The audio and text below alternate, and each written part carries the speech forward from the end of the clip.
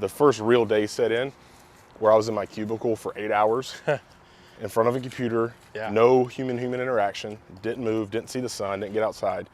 And I got off work that day thinking, I don't think I can do this job. And then I did it again the next day, exact same thing happened.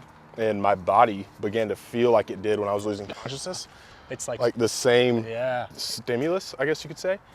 And I had to stop and go, dude, last time your body was doing this to you, it was telling you to leave. And right now, there's only one new variable. So I was there for like 3 weeks and submitted it. They were cool with it, but that transition is just hard, man. Yeah, it is. It's hard naturally. You just lost all your friends. You're almost your purpose. I literally went from teaching jump master to sitting in a cubicle. Yeah. Like, it's kind of hard. Yeah.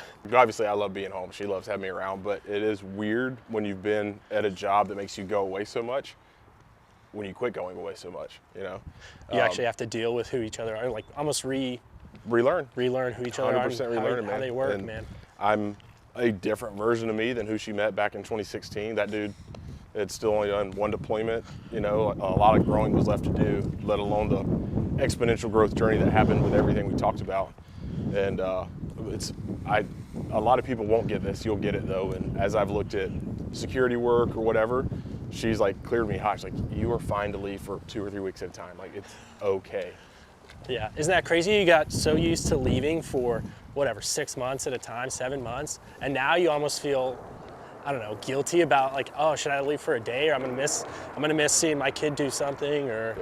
Yeah, it's weird being home all the time, and there are times where I'm like, man, I guess nothing's really gonna be hurt by me going away for 2 weeks if I have to go take something, you know. Yeah, and now you always can call, you can always FaceTime now. You don't have to worry about. Yep. Hey, I'm busy. I'm going to go dark for a little bit, and now your wife's not as worried. Hopefully, like, hey, he could be in a danger zone. Whatever he's doing, it's high risk anyway. So there it is. So you had this path, you had this journey. You finally got out, right? You got a family, and it's led you to where you're at now, which is a very weird and interesting space, I guess. Which leads you here with me, which Andrew, I'm right here, man. I gotta open my eyes, right? But you're coaching essentially people to reach their full potential. Yeah, man. So when I was doing the instructor work, I realized I love to teach. And then it dawned on me one day, John, you've loved teaching your whole life. Like, I remember being younger, high school, middle school, elementary school, and enjoying helping the kids younger than me, wherever they were. For whatever reason, the kids older than my age group were like meaner, and I never liked that. And I remember thinking, I'm never going to act that way when I'm an older kid. And so I would always make it a point to be soft, easy, and help younger kids however I could, or anyone younger than me. And then it began to come to this realization of, dude, you've been teaching and helping your whole life. You just didn't realize it. And I remember I used to think, man, before I was a team guy, man, if I could just hang out and learn from a Navy SEAL, how cool would that be? Just to hear how they think, how they operate, how they plan, how they do everything. And it struck me, John, you're that now.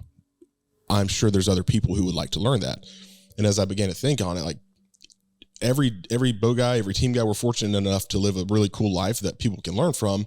And then as you heard, my journey was really crazy, and I learned a lot in there. So I remember thinking, John, take what you've learned and go help people apply it to their life.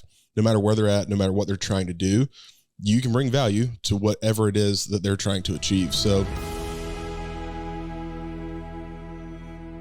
if you want to learn more about Civvies or MetroStar, just want to reach out, check out the links in the description. I'll catch y'all on the next one.